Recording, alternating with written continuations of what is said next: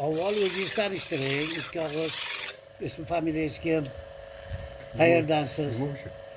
Endi bu sizning o kasbingizga yaxshi ko'rib aytyapman-da. Yaxshi ko'rib, chunki yoshlar bilmaydi. Telefonlarga tayyormaysizmi hozir? Yo'q, hech narsa qilmaydi. Men hozir keyin o'zimni ham tanishtiraman, siz ham taniysiz. Men hozir Qashqadaryo olayman. Qashqadaryo kitobdan. Kitobdanmisiz? Ismat Xush yurtidan. Ismat Xush bizga otalar bu vaqtda direktor bo'lgan, maktab direktori. Qarang. Maktab direktori paytlarida keyin boshqa almashib ketdi davri bilan. Biz o'shalarning qo'liga birinchi boshqa o'qiganmiz. Ismat Xushni otasini qo'lida. Otaning qo'lida. Mahmudjon akani qo'lida o'qiganmiz. Qarang. Ular oldin kitobga turardi. Keyin davr o'tganiga almashib har yoqqa titrab ketishgan shu. Shu men endi 68 dan sharqi o'zim ustaman. Usta, duradgor ustami yo'q? Yog'och ustasi, Duradgor. eshik-ravon duradgor ustaman. Endi ishda yurgan odam bekor tura olmaydi. Shu 8-10 yildan sharqi u ishlarni to'xtatdi, zo'rlik qilgandan keyin chaq o'tib ketdi. Necha yoshsiz hozir? Menmi? Men nasib bo'lsa 76 yoshdaman.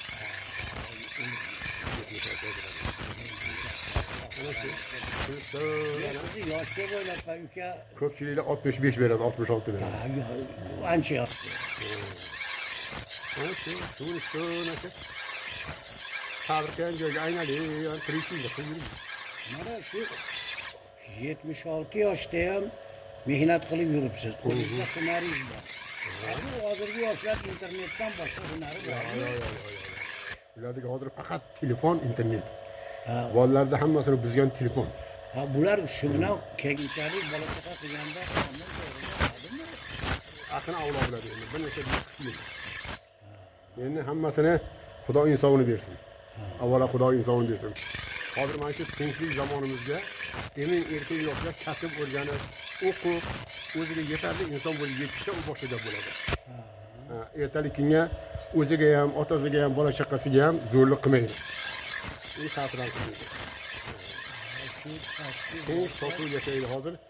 Zamonimiz Xudoga shukr tinch. Hamma narsa yetarli.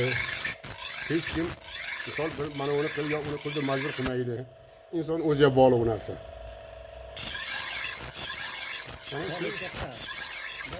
Bola chaqalar hammasi uylik, joylik. Xudoga shukr, hammasi yetadi.